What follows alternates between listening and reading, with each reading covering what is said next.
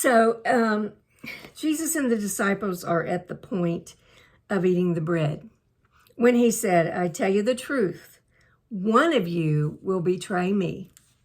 Now this made them very sad and probably nervous, and they began to ask one after the other, surely not I, Lord. Every one of these men knew they had it in their heart. Every one of these men knew they had it in their heart to betray Christ. What? If we're really honest, we've probably discovered this in our own heart at some point in time. You may say, oh, I wouldn't do that. Well, Peter did too. The only way we know we won't is by trusting God to keep his hand on us, and that hand keeps us close to him.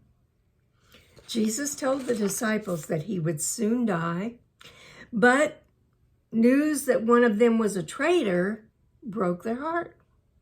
Although the other disciples were confused by these words, Judas knew the meaning. Now, apparently, Judas wasn't the obvious betrayer. After all, he was the one the disciples were trusting to keep the money. Always follow the money. Isn't that true? Well, each of the disciples asked Jesus for assurance. Jesus told them that the betrayer was one of the 12. And he added that this betrayer was dipping his bread into the bowl with Jesus. Jesus' words emphasized the treachery of the betrayer. To eat with a friend and then turn around and betray him was treachery at its worst. Jesus alluded to Psalms 41, verse 9, even my close friend, whom I trusted, he who shared my bread, has lifted up his heel against me. Jesus would be betrayed and would die, just as he had already told his disciples.